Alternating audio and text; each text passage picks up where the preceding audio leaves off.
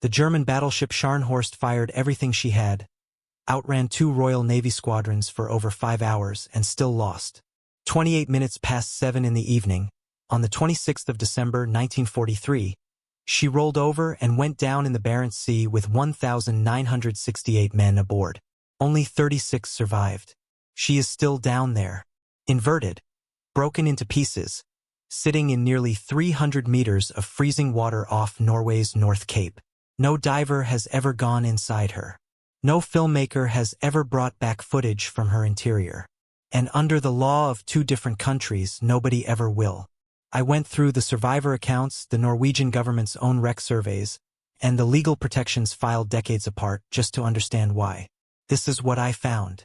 Scharnhorst was one of the most feared ships in the German fleet. Fast, heavily armored, and paired for most of the war with her sister ship Gneisenau. Together they'd sunk a British aircraft carrier, dodged the Royal Navy across the English Channel in broad daylight, and earned a reputation the Admiralty took personally. By late 1943, Gneisenau was gone, damaged and stripped for parts. Scharnhorst was alone, based in northern Norway, and Hitler wanted her used. The target was an Arctic convoy, JW-55B, hauling supplies to the Soviet Union. On Christmas Day, Scharnhorst put to sea with a squadron of destroyers to intercept it. She never found the convoy. What she found instead was a trap. British codebreakers had already read the German signal traffic. The Royal Navy knew Scharnhorst was coming before her own destroyer escort did. Admiral Bruce Fraser positioned the battleship HMS Duke of York and a force of cruisers to box her in, and by the afternoon of December 26th, the trap closed. The battle that followed is called the Battle of the North Cape, and it was not close. British cruisers found Scharnhorst first and opened fire in near-total Arctic darkness, at times using radar alone to aim. Scharnhorst tried to break north, then east, then back toward Norway. Every direction led into more British ships. Duke of York opened fire around 4:50 in the afternoon, at a range of over 11,000 meters, in conditions so dark the German lookouts reportedly never saw the muzzle flashes that were about to hit them. Over the next 2.5 hours, British ships put an estimated 13 14-inch shells and 11 torpedoes into Scharnhorst. She kept fighting. That's the part crews on both sides remembered afterward. She absorbed hit after hit and kept firing back with whatever guns still worked. But by 7:30 that evening, her engines were dead. She was listing hard, and British destroyers closed in for the final torpedo runs. She capsized and sank 8 minutes later. Of the 1,968 men aboard, 36 were pulled from the water alive. The Barents Sea in December is close to freezing, and most of the men who survived the sinking itself didn't survive the water. It remains one of the largest single losses of life on any German warship of the war. Here's the part that got me.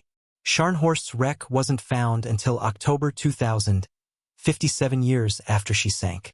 A joint Norwegian and German survey team using sonar and remote cameras located her in the Barents Sea, broken into 2 main sections, upside down, resting under 290 meters of water.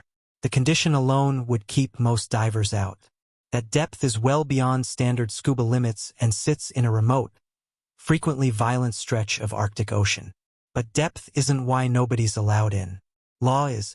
Under Norwegian regulation, shipwrecks that are the site of significant loss of life are treated as protected war graves, and diving or interfering with them is a criminal offense.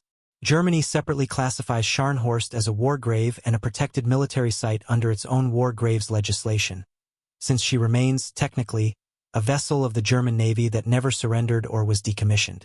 That means 2 governments, not one, have to agree before anyone touches her.